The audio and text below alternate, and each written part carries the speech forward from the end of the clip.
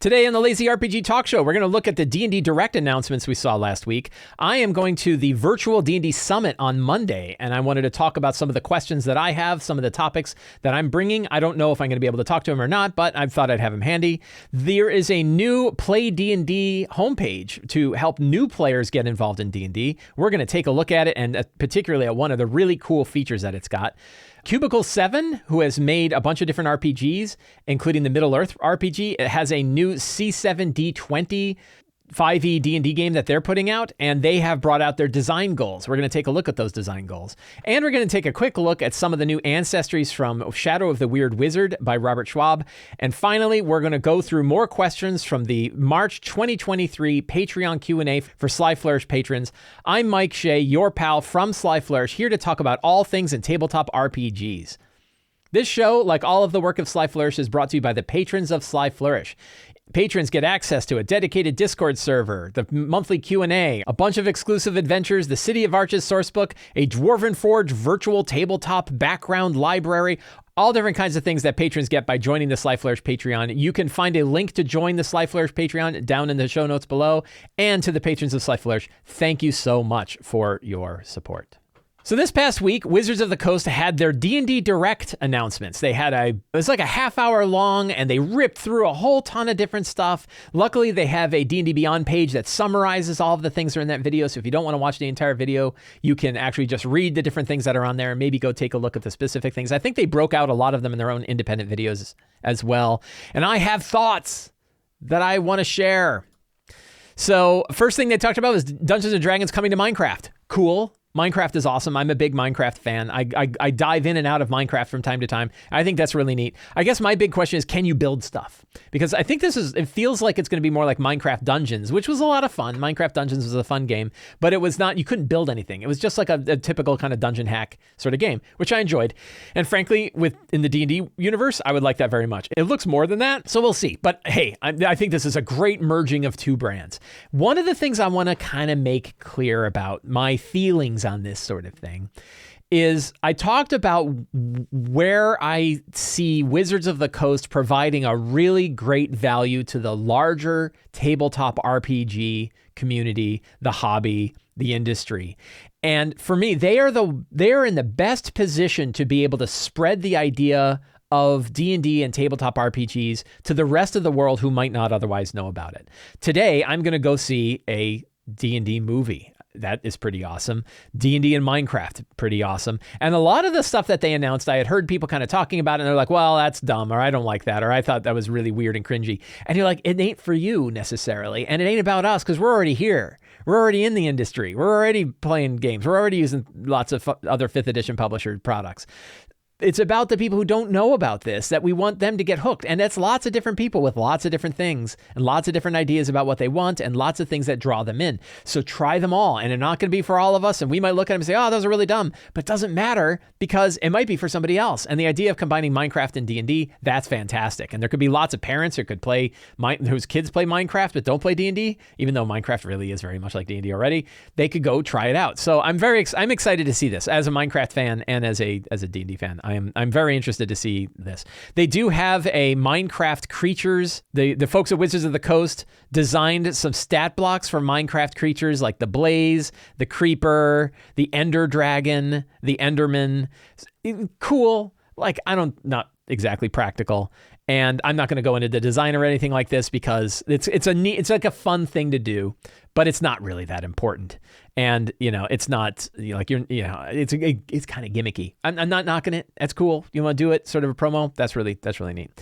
They talked again about Dungeons & Dragons Honor Among Thieves. Lots of people are talking about the movie. I'm about to see the movie right after this show, actually. So I might have some thoughts about it, but I'm not really going to dive into the movie too much because I tend to focus on the tabletop RPG aspect. But boy, you will have no problem finding people talking about the movie and what it means for D&D. There are new player resources at PlayDnD.com. We're actually going to talk about this separately because this is something that I think is really good, really important. Again, this is exactly where I want Wizards to be.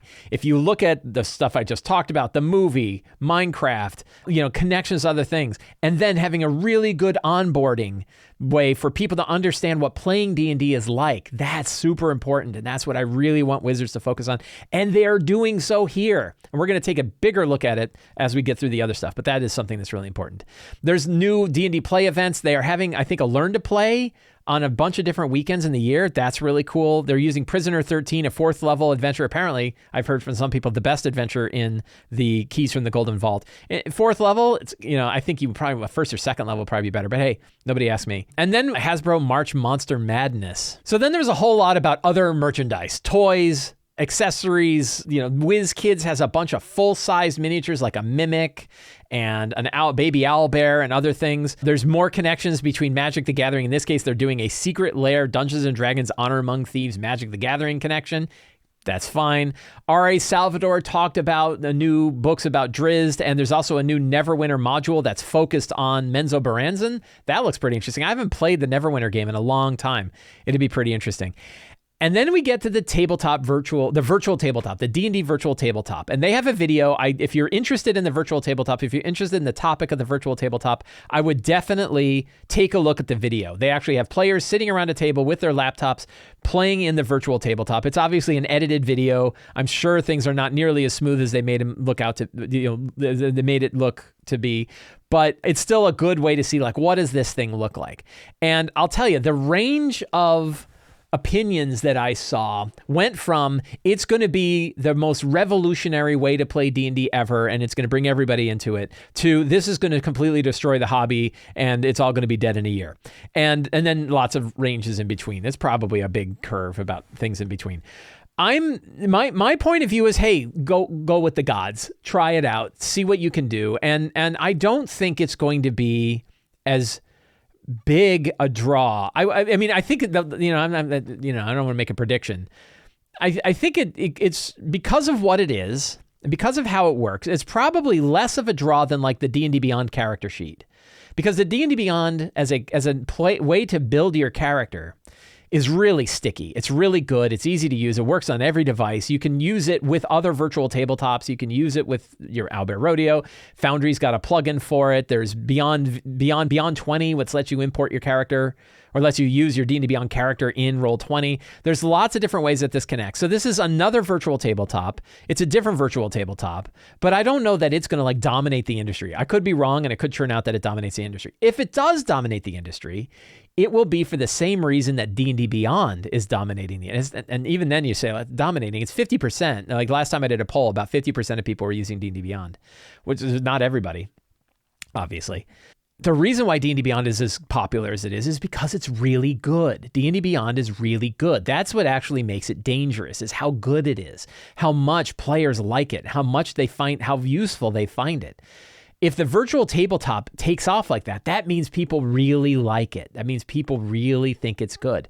And then do we have to look and say, is it a risk to the general TTRPG industry? I don't know.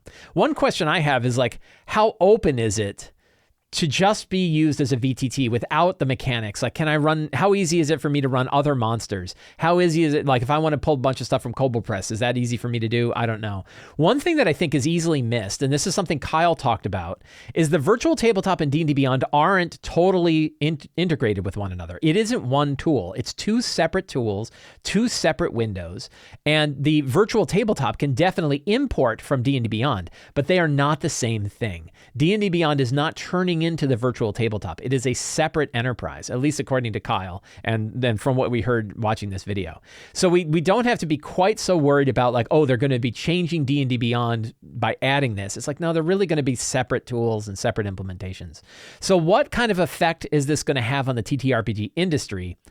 The jury's still out, and we won't know until it comes out. And also, I would not hold your breath, because I think we're 2 years away from this being a really big thing. They were talking about doing like limited beta testing. I don't even think they called it beta testing late this year. So it's going to be a long time before it comes out. And if you're not into it, you don't have to use it. I'm pretty sure you're going to be able to play D&D however you want anyway, and you can use any of your existing virtual tabletops. And a lot of people are heavily invested in their other virtual tabletops, so I wouldn't worry about it too much. So we'll see. We'll see how it comes out. There's a lot of questions that come out. The one thing where I'm like, wow, that would be really cool is I would love to see a 3D representation of Castle Ravenloft built in a tool like this. That would be pretty neat to see.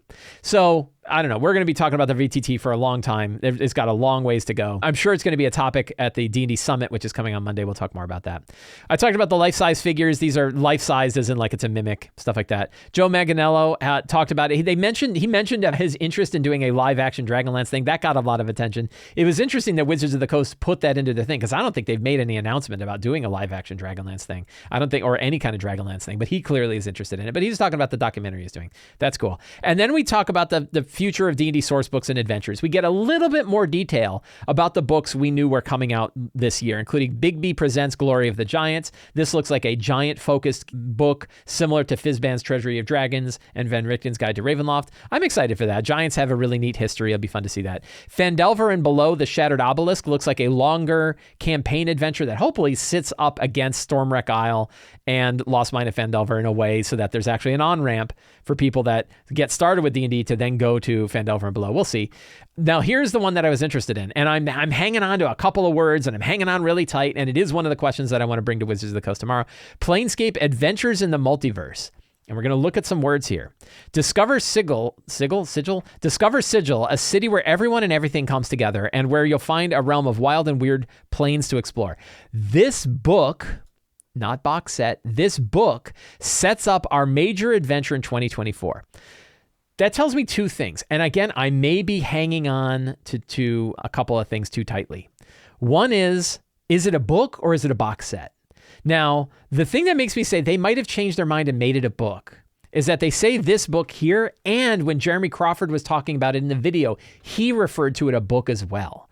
Now, they didn't say we have switched away from the box set to go to a book, but they have said book a couple of times in a couple different places in heavily edited video. It wasn't an off-the-cuff statement. He said it on a video where they are clearly editing it very, very clearly. And I don't know how big a deal the box set versus a book thing is. Maybe they're just like, oh, we just meant box set, but whatever.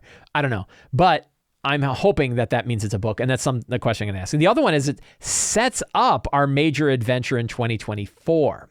So we know that Planescape is coming out this year, and if it's setting up the major adventure, that means that it could be a setting book, not an adventure book.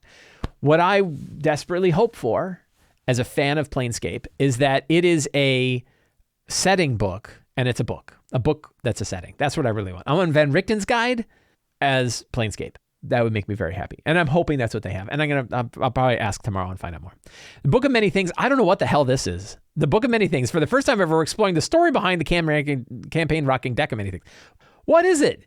Is it? I don't know what that is. So who knows? So then they gave little hints about stuff that they're doing in the future. We know that they are going to be focusing on Vecna as a major villain, that they are looking at the planes. The Red Wizards of Thay are coming out. So lots of different things that they're doing in their story focus of 2024. We know a lot about 1D&D, the new version of D&D coming out. So those were the D&D Direct Announcements. Interesting stuff.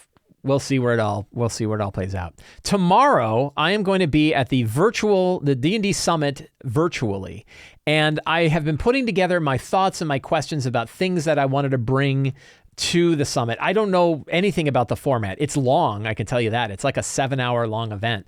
So it's 3 big ones. There's like an intro, and then there's a couple. It looks like they do like a breakout group. So I guess they're gonna have like a small number of digital folks that are gonna be connected to a designer to talk or something like that. I don't really know how that's gonna play out. And then they have sort of a bigger thing at the end that looks like you're just gonna be able to watch it. I don't really know. And there's no agenda. Nobody sent out any agenda for it. They did ask like, what questions do you have for Wizards or what topics? And so I brought up a couple topics, which I'll talk about today. But there is definitely, I don't know. I don't really know what it's going to be like. So I thought I would offer up on the show some of the things that I was curious about. These are questions that I put together, also questions that I got from talking to other patrons of Sly Flourish. What are some of the things that we are interested in? So these are kind of my 3 big questions about where Wizards sits in the community. And I have a feeling if my opportunity is to talk to one of the designers about this, that's not really going to help, because the designers they don't have more ability to deal with these things than anybody else does. but I'm bringing them forward as much as I can. So the question is, what is WotC planning to do to support the whole 5e and RPG community as things move more online? Will WotC commit to continued support to Roll20 and Fantasy Grounds for future 5e and 1D&D products? And will WotC commit to supporting Foundry, Shard, Demiplane, and other digital tools? To me, that's an important thing of like, how well are you working in the community? Are you putting everything into just D&D Beyond in your VTT, or are you willing to put out your other material to these other platforms to support as wide a range of different tools, especially as more and more people are playing D&D online? To me, that's an important question. It's something I've been ruminating a lot. What is WotC's plan to continue to support the wider 5e and RPG community? Having Forge of Foes on D&D Beyond was awesome, and I was very appreciative of them to do that. Are you doing more things like this? The in-store Learn to Play weekends are also fantastic. What else is WotC doing to grow the whole tabletop RPG community? Right? What are they doing to support the whole hobby, not just focusing on D&D? I'm curious if they've got anything. And a lot of people are like, how dare you ask a question like that? They have shareholders. They should be focusing on D&D. Hey, maybe, but they asked. So I'm going to offer that they can say no, or they can come up with some BS, or they can say, yeah, these are ways that we're going to kind of grow the greater community. But we'll see. We're seeing some real energy behind bringing new players to D&D. What other ideas, events, and products is Wizards working on to make D&D as accessible as possible to new players and DMs? Again, I've seen a lot that like play D&D is great. The focus on new character sheets, we'll talk about this in a minute, but the new pre-gen characters they have for D&D Beyond, really, really great. What else can they do to bring more new people to D&D, which I really see is where Wizards is in the right spot to do it? Then my question, is Planescape going to be a book or a box set? Is it an adventure, or is it a campaign source book? It's not clear. Are any future books returning to worlds like Eberron, Spelljammer, or Dragonlance? Are there any new MTG books on the horizon? I don't think they're going to be able to answer it, but I'll ask. Will the VTT or D&D Beyond only be compatible with 1D&D going forward in 2024? Or will they continue to support the 2014 version of 5e and the products that have been out since? I expect the answer will be D&D Beyond is going to continue to focus on what it focuses on. We're still figuring out the VTT, but we'll see. This is something where I'm like, okay, if I'm going to be sitting with other designers, I'd like to talk to them about it and say, what other RPGs are they playing? And what from those games are influencing the direction that they're looking at for D&D? What other RPGs do they like? What other things have they seen? And they say, that's really cool. That's something we'd like to see more of in D&D. Just as a designer, I'd be curious about that. So those are some of my questions. By the time you listen to this podcast or see this video, I'm probably already in the summit, but you can leave a comment and maybe there's opportunity for me to bring up other questions as well. So we'll see. So I mentioned during the D&D Direct that they had announced some new stuff for players. And what they did is they now have a page called PlayDnD. If you go to playdnd.com, it redirects to the D&D Beyond play area. And it's got a really good... This is exactly the kind of thing I was talking about. Like, how do you get players to a page where they can learn what Dungeons & Dragons is, they can learn how to play, they can learn what they're going to do. And one of the new things that they have in this is you can actually get a pre-gen D&D Beyond character. So with a single click, you just saw me click it, I can get Taran the Spearbreaker, a human barbarian. There's a tour video to walk through how this is, and you can claim the character, which adds it to your own account. Holy cow. I have a friend who runs D&D for lots of new players, and she said she was literally dancing around her house when she saw that you can now get a D&D Beyond character sheet with one click. And it doesn't seem like that big a deal, and there's lots of nerds who are going to be like, I don't like the way it handled this, or it didn't have the right spell, or somebody said, it's got Witch Bolt instead of Hex, and that's terrible. It ain't for you, man. You can go and build your own character sheet exactly the way you want. This is for brand new players. And the question is Hex, and does a new player really care about the difference between Witch Bolt and Hex? Witch Bolt is kind of not a great spell, but who cares? It's about learning D&D, and it's about getting in as fast as possible. So that is really, really great that you have all of these new character classes. You can pick your fighter. I think they have a couple different versions of fighters, but you click it and you get a stat sheet ready to go, ready to play. And you can hit claim and it drops it right into your account. The only issue is, of course, you need to have an account. So that's fantastic. Just having some pre-gen characters in D&D Beyond, big step forward to be able to doing this.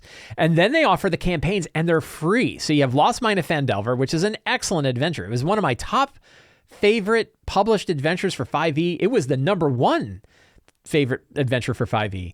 for me for a long time. And now it's like, it's up there. It's in the top 3 because I like Dragon of Icespire Peak a lot and I like Dragon of Stormwreck Isle. It'd be pretty cool if they made Dragon of Stormwreck Isle a free adventure, but they're also trying to sell the book, so I don't suppose it'll be there. But you can click it and you get right into it. Actually will add it to your account and everything like that. But you can get it and throw it right into your account and you are ready to go play an adventure. So you have Frozen Sick, which is set in Matt Mercer's world of Exandria in the Wildmount book, a first level character written by my friend James Intercasso, and that is available for free. And then there's a 4th level adventure. It's kind of interesting this 4th level. I might have offered like a 2nd level, although Lost Mine of Phandelver is 1st to 5th. So you could theoretically drop Prisoner 13 in there, but it's Icewind Dale, so it's in a really different spot. So it's kind of interesting they picked this one. I think they picked it because it's new. Prisoner 13 is one of the adventures from Keys of the Golden Vault. It's apparently a pretty good one. I haven't really looked at it yet, but that is available for free for everybody. So really neat kind of how to get started, which products to pick up, how to pick up a character, creating your character. Play Before the Storm is a solo online adventure that shows you the mechanics of D&D. It's fantastic. I really like it. So I think this is an excellent way to get people kind of onboarded with D&D. Is it helping the community? Not really, but it does in the sense that people will get started here.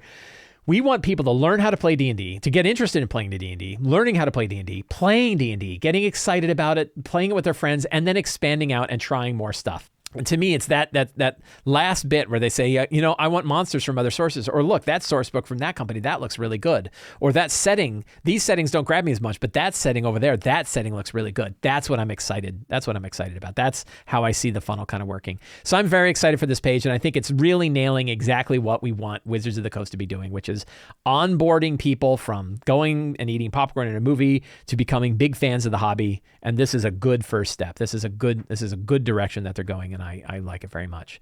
In the news of other 5th edition publishers and what they're doing, Cubicle 7 has announced their design goals for their RPG, which is under the codename C7D20. And they have a good article. You can find a link to this down in the show notes below. Yeah, I love cookies. Give me more cookies. And it talks about what are the principles behind C7D20 and what set it apart from other 5th edition publishers. And now we really have 4 big publishers of future versions of 5e. We have Level Up Advanced 5e, which is already out, and I really, really love. We have Kobold Press's Black Flag, which is being developed now. We have 1D&D. We, of course, have the 2014 version of 5e, so we always have that. We have 1D&D, which is coming out, and we have Cubicle 7's C7D20, which is going to have a better name than that, instead of sounding like a cyberpunk game. But they talked about their design principles for this, and they had some interesting ones. We're building C7D20 to be a complete rule set that offers all the exciting action-packed adventures players expect from a D20 fantasy game, with an added focus on exploration, investigation, and the quiet moments between adventures. That's cool. That's something that we don't really see a lot of. Definitely Level Up Advanced 5e has touched on this, and this gets into that really cool idea that we can steal from all of these games to build our version of 5e that we want at our table. I can pull up ideas from this. I can pull ideas from Black Flag. I can pull ideas from 2014 D&D, 1D&D. I now have at least 5, and there's actually more, 5 Torches deep. There's tons of different 5e variants out there, and I can steal ideas from all of them. And they're like well-published, well-play-tested house rules. So I'm actually very excited about that. So Freedom, create a standalone D20-based fantasy role-playing system. That was one of their goals. They want a modern take on classic fantasy, yeah. Familiarity, the system should feel familiar. Evolution, it should grow from the bones of 5e. It's not a clone, it's an evolution. They keep the basic building blocks as like classes, species, and rolling a d20, but creating a more elegant game experience. And they want to be compatible with 5e. So all of these groups are talking about compatibility with 5e. None of them are creating a brand new thing. You want a brand new thing, it's more like Shadow Dark RPG, where it's its own RPG that really isn't backward compatible. So they're bringing out 2 books, a player's guide and a game master's guide. That's pretty interesting. No monster guide. And that's probably smart, because we know that Black Flag is going to have a monster book. They talked about that. We already have the Level Up Advanced 5e Monstrous Menagerie, which is really good. We, of course, have the Monster Manual. Kobold Press has 1 million monster books. So we're swimming in monster books. You probably don't need to make another one. But, and then they always leave themselves open. If they want to make a monster one because they've got it, that's fine too. Player's Guide provides the core rules for playing the game, making characters, including 6 brand new classes. So they're creating new classes. That's kind of nice, because maybe you want to play one of these classes, you think it fits your world well, you can pull it from this and put it right in here. 8 species, a life path character creation, talents. They're doing talents too. So now we're going to get into this like feat collision discussions. Equipment, new spells, collection of downtime activities. So downtime activities could be really cool. Game Master's Guide, new rules, modules that they can plug into their game. So this one, where the C7D20 Game Master's Guide, this feels like a third-party unearthed arcana, right? It is a book of different DM house rules that you can grab and drop into your game, and that's fantastic. Journey rules, options for non-violent conflict, rules for playing games of political intrigue, gritty survival rules, and much more. That sounds fantastic. I'm probably I'm a life, what do they call it? What do the kids call it these days? A forever GM. So I'm a forever GM, so GM stuff always excites me. But on the other hand, this could be really cool too if you think it fits your world. As well as these 2 core books are already in development, 3 more supplements. These books, along with Uncharted Journeys and Broken Weave, mean C7D20 will launch with 7 books. Did they say when it will launch? Later this year. So are they doing playtesting? We want your help. Help us create a fantastic. We'll be sharing surveys, quizzes, and other ways to share your ideas. So they're doing kind of open playtesting too. Already underway with internal playtesting. Plan to offer closed playtesting in the coming months with a view to releasing a wider playtest closer to launch. Why are you doing a playtest close to launch when books are already being printed? That's weird. If you'd like to be involved, you can email them. So you can find a link to that in the show notes below. But very cool. And I'm excited about it because we're going to get a lot of really great products. 5e is its own platform, and we have lots of different publishers for 5e and all different directions we can go, and I think it's fascinating, and it excites me. It excites me greatly. For other role-playing games, we have Shadow of the Weird Wizard by Robert Schwab, and he's got an article here where he talks about the ancestries for Shadow of the Weird Wizard. One of the things he talks about is that the human is the default. So if you pick up the book for Weird Wizard and you go in, the default ancestry is human. However, in the back of the book are 20 different ancestries besides human. Now, one of the things about the way, if Shadow of the Weird Wizard plays out the same way that Shadow of the Demon Lord did, is you already have lots of decisions that you make early on in the book, which is why they kind of focused on human. But it seems like this is kind of a fun way that you can add these new ancestries. And he talks in detail about the sprite in particular, sort of fairy ancestry that's in there. So really pretty neat. I'm very excited to see the development of Shadow of the Weird Wizard. I'm excited for the book. I think Robert Schwab is a fantastic designer, fantastic developer. I love Shadow of the Demon Lord, but I get that we need to have a more lighthearted general fantasy version of Shadow of the Demon Lord is exactly what I'm looking for. So I'm very excited for this too. The reality is we're going to be swimming in awesome role-playing games. You can find a link to that down in the show notes below. Let's do some Patreon questions. Every month, I put up a thread on the Sly Flourish Patreon server. Any patron of Sly Flourish can post a question there asking about a D&D or TTRPG related topic. I answer all of the questions on that site every Friday, and some of those questions I take that I think are more generally useful to a wider range of people, I take those and I put them here in the notes, and then some of them actually become articles or videos of their own. So let's look at our first question. Sargoto says, about 6 months ago, in an attempt to continue to develop my Game Master abilities, I opened the doors to a series of one-shots that allowed players to drop in. This greatly increased the amount of players I had at the table, and have found that the experience to be a great benefit to learn how to best interact with various playstyles. Do you have a recommendation for other ways I can take my Game Master toolbox to the next levels? So I have an article on Sly Flourish called Paths of DM Expertise. I wrote this a couple of years ago, and it talks about how do you grow as a GM? What are the different ways that you can get better at this? And the model that I used from this was this awesome video that was on Wired, where they talked about the levels of complexity for skateboarding with Tony Hawk. And it was a really, really fun video where he goes through the 23 levels of complexity of skateboarding, all from doing an ollie, is it? I think it's called an ollie as the lowest level of skateboarding, to doing moves that have never been done. I don't know if all of the moves have been done at this point. I remember he said there were 3 moves that hadn't been done, and that between the filming of the video and when it was published, one of them had been accomplished, an 1180 on a half pipe or something crazy like that. So fascinating look at how to get, what are the levels of complexity. And I was like, what is that like for D&D? It doesn't actually fit the D&D model that well, but there are certain things we can look at where what happens when you're just getting started to how you grow in complexity. The idea of starting off by running adventures from the D&D starter sets, running a short first campaign, that focus on becoming the character's biggest fan, focusing more of your energy on them. And then we get into the question that you bring up that you brought up in this Patreon question, which is the idea of running lots of games, running lots of systems. And the other thing I would add is running for lots of groups. So you are correct that it shatters your brain to play with different sets of players. So when you can play games with a lot of different players, so there's really like a few angles. Play games with lots of players, run games with lots of players, run a lot of different systems, and play in a lot of different systems. So become both a player and a GM. Sit in groups where somebody else is GMing with lots of different players. Watch that. It's a really interesting way to watch from the outside. And play a bunch of different systems and try things out. So the more you can expand in that, the more interesting stuff that you're going to pick up on. The more ideas you'll pick up from DMs, the more you'll see role models, both good and bad for DMs. You'll get a better idea of like what different players are bringing to the table and the kinds of ways to interact with them. You'll get lots of different stuff. So playing lots of different systems, both playing and GMing, and playing with lots of different groups and lots of different players are really, really excellent ways to get better at GMing. Now, that's not possible for everybody. So sometimes one good way to learn that is to learn other systems, watching people play. You can watch this on YouTube. You can go and see how are people playing Ironsworn? How are people playing Shadowdark? How are people playing other RPGs? And you can look at some of the really good ones, Brendan Lee Mulligan's videos where he's running these incredible games, but also you can watch games where they don't have as big a viewership, or it's more, I will refer to them as normal people, actors, not actors, but just players who aren't, who are just sitting around playing D&D or playing an RPG. You can learn a lot from watching them too. So there are ways to kind of pick up on that without necessarily running lots of games. But now that online play has gotten so much bigger, it's worth your time. If you have the time, a lot of people don't have the time, but if you have the time, it could be worth it to try to go find these other groups, jump into games, become a player, offer to run games. If you're willing to run games for people you don't know, you will always find players because there's lots of players who are interested in playing lots of different systems. So play and run lots of systems, be both a GM and a player in these games, and play with lots of different players. You can learn an awful lot. Victor N says, you've mentioned that you're a fan of Raging Swan's dungeon dressing supplements. I am. I have them all right over there.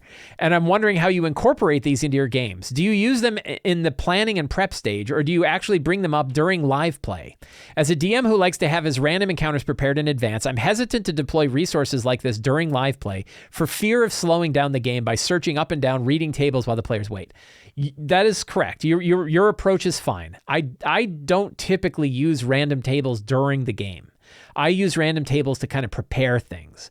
So a lot of times I'll use random ideas to to set things up. You'll note that like the 8 steps from return, none of those 8 steps are roll random stuff. Well, sorry, none of the 8 steps are getting you ready to roll random stuff at the table, but you can roll random stuff to do it. The example is relics. If I have certain magic items, when I'm doing treasure, I don't roll treasure during the game. I have already rolled treasure. I already have parcels set up.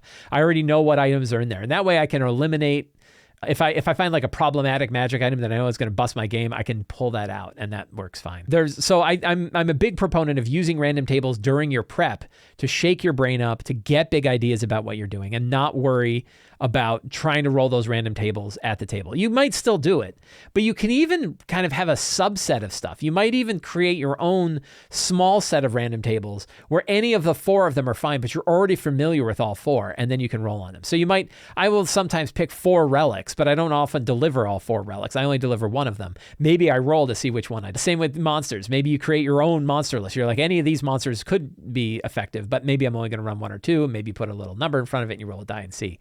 So you could create your own list, but generally, yeah, for like Raging Swan's material, for my stuff in the Lazy DM's Companion, for the random tables in the Dungeon Master's Guide, and all the other different sources of random material that you can find, I think the general intention is that you're using that during prep, not during play. And I don't think there's anything wrong with doing that. You should not feel bad for not rolling during the game. That's not, when people talk about being prepared to improvise, you're not really being prepared to improvise if you're rolling randomly on the table during the game. That's not a hard rule. That's a soft rule, but generally I think you're doing fine. Nacho N says, I recently hung out with my players outside of the table and discovered a couple of them were going through some real life challenges which were bringing them down. After hearing this, I thought about what I could do, if anything, as a GM. Do you think it's ever a good idea to introduce challenges/themes from the players' real lives into the game in an effort to bring them some sort of victory or catharsis which would otherwise be unattainable outside of the table? Or would this be detrimental to the escapist nature of the game and better left out in the real world? Leave it out. Focus on giving them the escape. that my number one piece of advice is you're probably not the one to help them work through these issues. Almost certainly you're not the one to help them work through these issues. I certainly would never do it without talking to them. And I probably would never do it without talking to the group. And even then, I probably wouldn't do it anyway, because you are not a social worker. You're not a therapist, probably, unless you are. In this case, I still think there's like a separation of your professional and your personal thing going on here. But you're not a professional in this. And it's likely, depending on what they're dealing with, you're not being specific, and that's fine, about what they're dealing with. Probably, if they need to talk to somebody about it, I mean, you can certainly talk to them about it as a friend, but don't do it. Don't bring it to the game. I would not, the game is to help people have an opportunity to break away from that kind of thing. And I would certainly focus on that. Yeah. So don't try to do it in game. I think that would be a bad idea. And again, big reason is you're not a professional on this. Can professionals use like role-playing experiences to help people work through it? Probably, but that should be set up specifically by a professional with the consent of the patient at that point to try to work through it. But don't try to do that. Don't try to do it on your own. Just give them an escape. Give them an ear. Give them some laughs. Let them have some fun with their characters. And even still, be careful about hitting on events that might connect to their real world trouble. That's why we have safety tools. That's why we have pause for a minute. We don't want to go that way. But also, if you're aware of the issues they're going through, you can be careful to make sure to stay away from some of that stuff so that they can just have an opportunity to have control over some aspect of their life in a way that's fun. Good question. Answer is no. Justin C., I'm running a traps dungeon, I know not your favorite, and I'm including some NPCs for my players to interact with and provide some upward beats. How many is too many? How do I avoid having multiple NPCs in a scene, keep them from stealing the spotlight? Or is there a better way to create a space for upward beats in a tomb horror-esque dungeon? So it's kind of funny having an idea that I have too many upward beats in my death trap dungeon. Usually it's the opposite. Usually you don't have that many, that many upward beats. And I would not have, in any scene, I wouldn't introduce too many NPCs. Just like anything, you don't want to introduce too many characters in fiction all at once because people are going to get lost. So stick to one, right? So when the characters go into a secret room and there's like one, have one. If they meet a bunch of prisoners, have one prisoner who's speaking to them as the primary point, and all of the rest are sort of following that one. So how many is too many? Probably more than one is too many. And yeah, you don't want, and then you probably don't want them to stick around either. So you don't want the NPC to follow the character. We talked about this last week about, I think it was Kyle's situation of too many NPCs following the characters around. So you generally don't want them following around. Give them a good way. Like if they rescue a prisoner, give the prisoner an opportunity to escape from the dungeon and leave. And you don't have to worry that he's going to get killed on the way, and you don't need to drag him around through the rest of the death trap dungeon. If it's a ghost, maybe the ghost wanders away. If it's a magic item NPCs are great. I've talked about NPCs introduced as like haunted magic items. That's fantastic. And they don't steal the spotlight because they're in the hands of the character. So generally it's one, but it's rare. In my experience, it's rare to have too many upward beats in a death trap dungeon because it's just hard to find upward beats there anyway. But generally, I would not have your NPCs follow your characters around. I'd keep the spotlight on the characters. As you say, you clearly have an idea that it's important to keep a spotlight going. I would just keep it to generally one NPC. I think you really only need to introduce one, and I think that works. I think that works best. JM says, from listening to your podcast, you seem to get through a lot of plot material each session. I find that one or more combats doesn't leave much time to deliver secrets, interact substantially with NPCs, or do other things that can advance the story. How long is your typical game session, and how do you manage your pacing?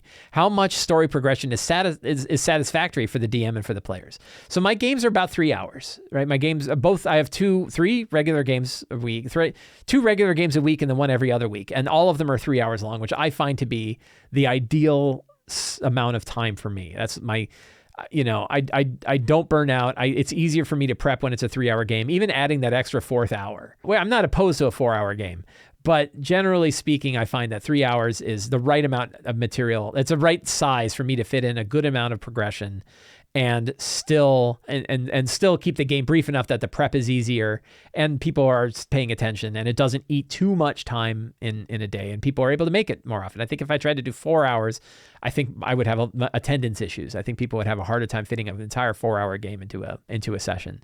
So I tend to stick to 3. And I managed to get through an awful lot. And I think some of the things that help, you probably heard me talk about before, having that strong start, knowing where, fire off the session with a bang. Fire off and get started right away. Don't start by saying like, last week we did this and what do you guys want to do now?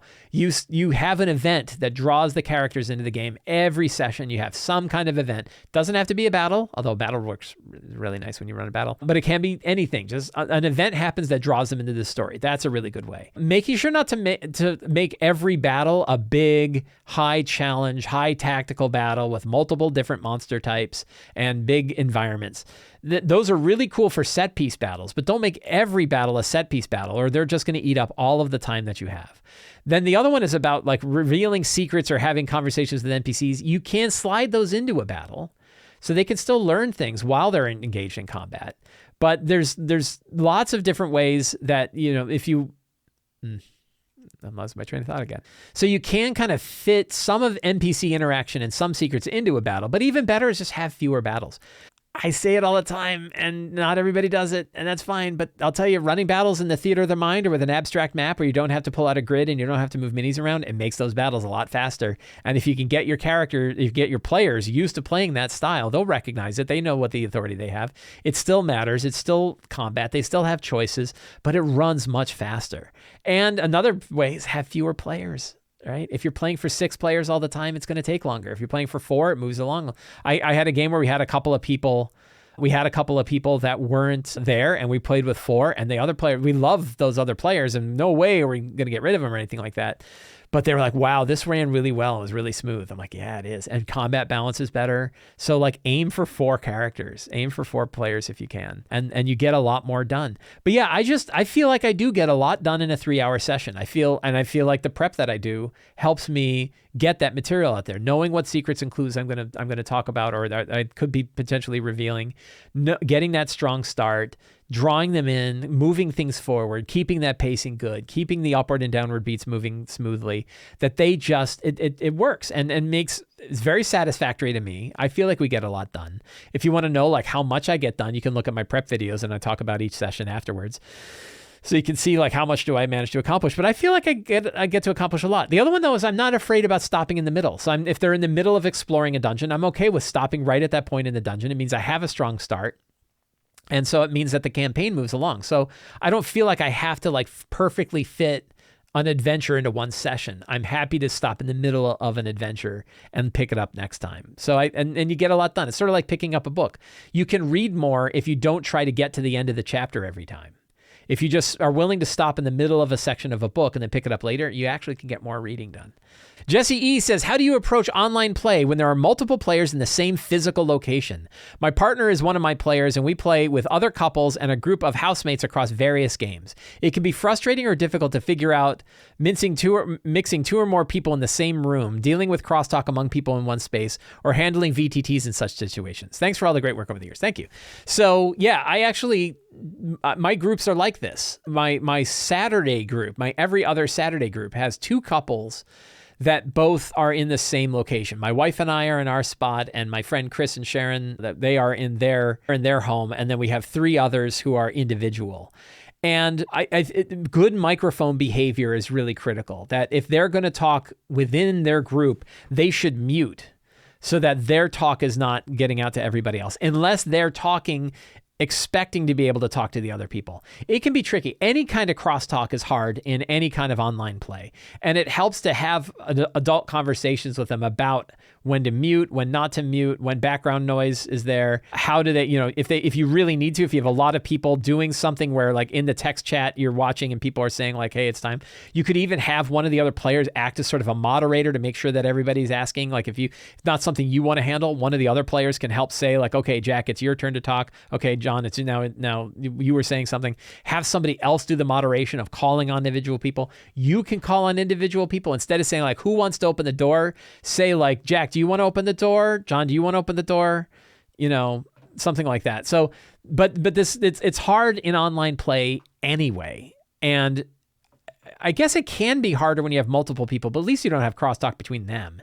But a big one is they need to know when to mute. If they're talking about something locally, they should mute so that they're not interrupting other people.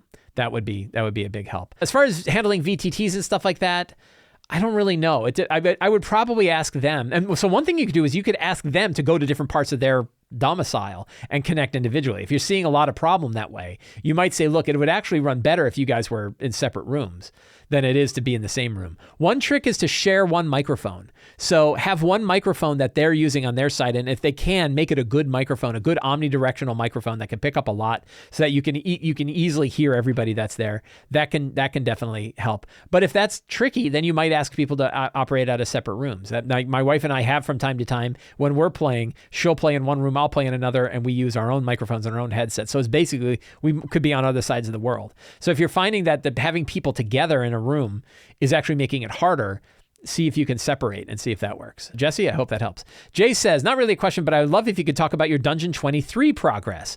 What inspiration, fun, and challenges have you had? Yeah, I have been doing Dungeon 23 now for 3 full months. I've done a room every day, and all of my Dungeon 23 stuff has worked out. So I've been making a room every day. My approach has worked well, which is I can quit whenever I want. I have full permission to suck. And if I miss a day, I just can get started on the next day. And I have missed a couple of days, and then just the next day I've done 2 rooms instead of 1. But one thing is, like, you can tell I actually, like in this case, I had like 2 sentences for every room. This was week 1. It actually wasn't week 1. The Temple of Zen was my first level. Then the Catacombs was the next level. The Vampire shit was one of the levels. It looks like I got 7 levels so far. The Primordial Vaults, which sat below Vampire shit. The Lost Cisterns, which sat below that. And then I'm currently doing the Craves of the Crystalline Souls. And so I've got 7 levels so far. And I just do a couple things. Like yesterday I did the Maw, and I said Petrified Crystallized Worm. That's all I did, right? So like there's the room, right? And there's the description, the Maw. Right, petrified crystallized worms. I found that by making it really easy for me to do, it actually takes longer for me to take the picture and post it up on the Dungeon 23 Discord channel that we've got than it does to do the room. Doing the room is very, very fast. The only time where I like cognitive work and cognitive load is really high is when I know that I'm getting close to the end of a level and it's time to do a new level. And I basically do a new level whenever I run out of space on the page. So this one looks like I might get 20 rooms in the Caverns of the Crystalline Souls. If I can fit 5 more rooms in here, and it's going to be a little tight to even get 5 more rooms in there, then it's time for me to do a new level. And all I do is think generally like, what's an idea for the level under this? Where else do I want to go? I don't really think too far ahead. I don't come up with a whole bunch of stuff. And I don't even need to think about like, what are the rooms for that level? I just think of a level concept. And one level concept, which is kind of gross, was that the machine up above is being fueled and lubricated by human bodies and stuff. And all of the remains of that have been flowing down to the chamber below where they have been crystallizing, and the souls of the dead are trapped in the crystalline stuff. So the crystalline soul place is actually because the Lost Cisterns above. So then I think like, what would be below the crystalline area? I don't even know, but I don't have to know. I've got a week to worry. So I try to do like one theme for each level, and then, you know, just go with that. So like the vampire shit level was like a tomb/altar where the vampires hung out, but a lot of blood from their stuff was dripping down to the realm below where primordial beings had been ingesting it for centuries. And now they've got the primordial vaults are these kind of vampiric blood-touched humanoids. And they build their altars, and they don't even know what's above them. And then deeper below them was the Lost Cisterns, which is these big piles of ancient machines. So I've really enjoyed it. You know, it's been a really fun exercise. I don't know that anything will ever come from it. I don't plan on turning it into a published work, because taking this and turning it into a published work is about as hard as doing it from scratch. So, but it's been lots of fun. I've really enjoyed doing it. Sierra O says, I'd like to know how you approach passive insight. I have a player who has taken expertise in insight and now rocks a passive insight of 18 at level 5. I like the idea of her being a human lie detector, but most NPCs would not have a high enough passive deception to get past her. I feel like this would ruin secrets and surprises I have down the line in the story. I'm curious how you'd run or adjudicate this without inhibiting player fun. So one thing is making sure that the plot drives of your adventure are not dependent upon the secrets that are held by NPCs.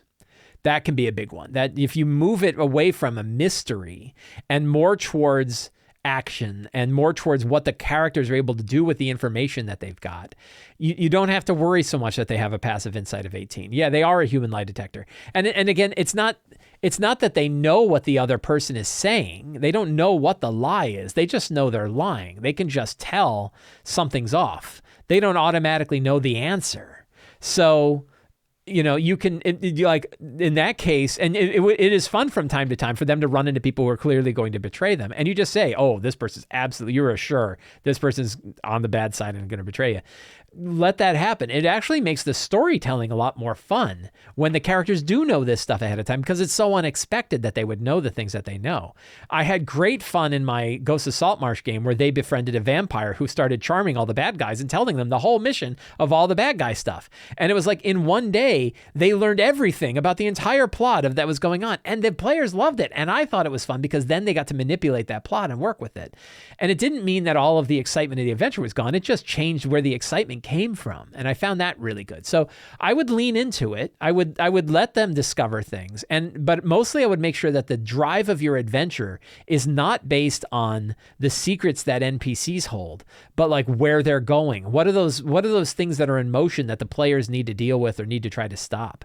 That can be a lot of fun. So I hope that answers your question. But yeah, leaning into that, it's going to change how the adventure works. But so do lots of things. When characters get access to fly, suddenly things change a lot.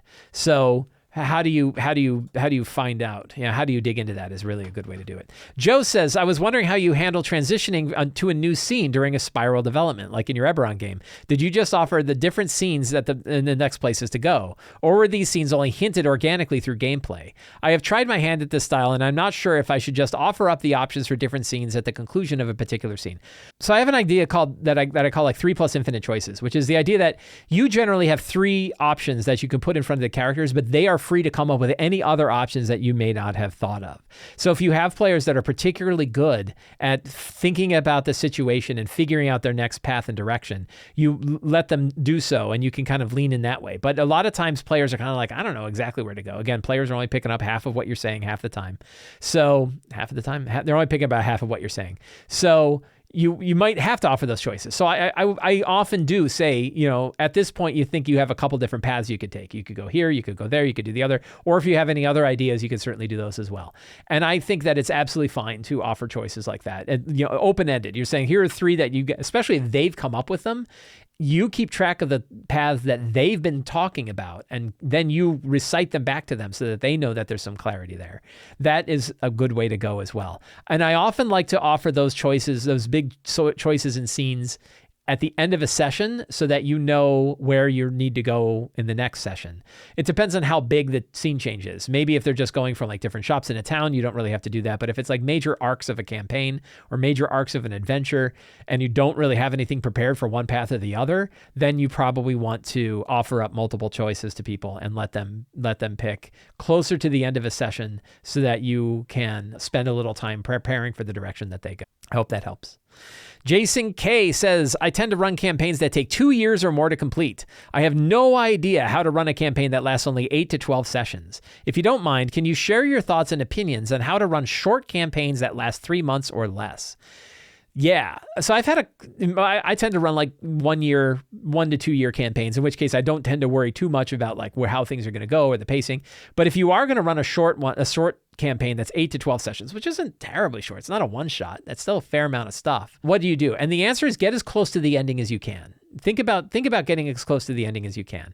If you imagine Tomb of Annihilation, for example, Tomb of Annihilation starts in Port Nyanzaru, and you go through all the jungles of Chult, and there's lots of adventures you have. You eventually find the lost city of Omu. You deal with all the stuff going on in Omu. Then you go into the Tomb of the Nine Gods, and then you spend the rest of the time in the Tomb of the Nine Gods.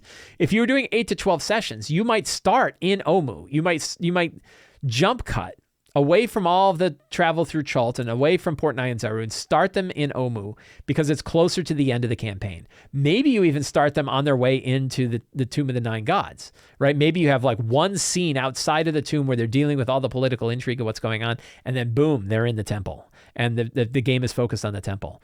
If you're running Curse of Strahd, for example, and you wanted to run that in 8 to 12 sessions instead of running it as a big campaign, move all the things that the characters need to discover to deal with Strahd, move those a lot closer to the castle, and maybe your 8 to 12 sessions is just them exploring the castle. I actually can run the castle in one session if I do it for a Halloween game. But if you're doing a longer game, you can, decide, like, look at the end of the campaign, where you think the end is going to go, and then work backwards from there to think about roughly how many sessions is it going to take to get to that ending.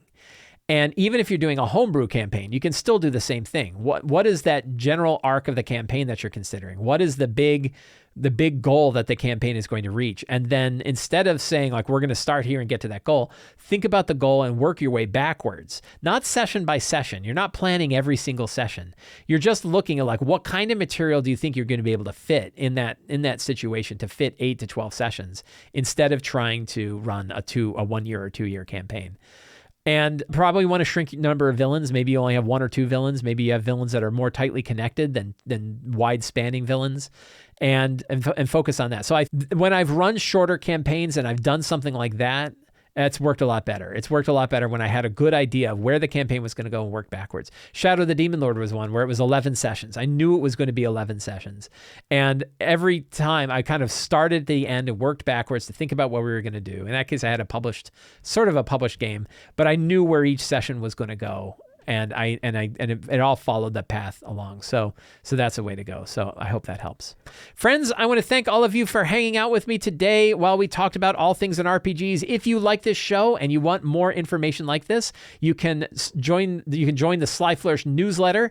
There is a link down in the show notes below. Those who join the newsletter get a weekly RPG-related email sent directly to your inbox, along with a free Adventure Generator PDF. It's completely free to sign up.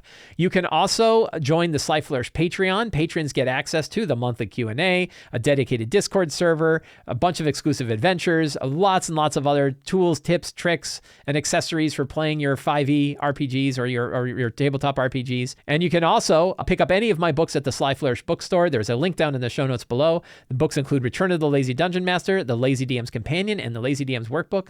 Thank you all very much. Have a great day, and get out there and play an RPG.